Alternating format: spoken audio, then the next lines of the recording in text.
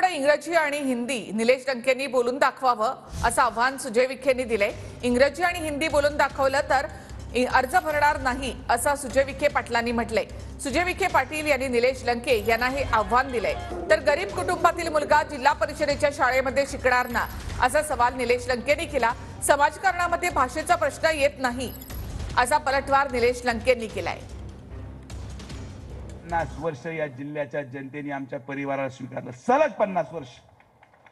एखादा कुटुंब राजकारणामध्ये येतं संपून जातं, पण 50 वर्ष जर एखादा परिवार स्वीकारला जात असेल तर त्याच्या मागे काहीतरी कारण असतं।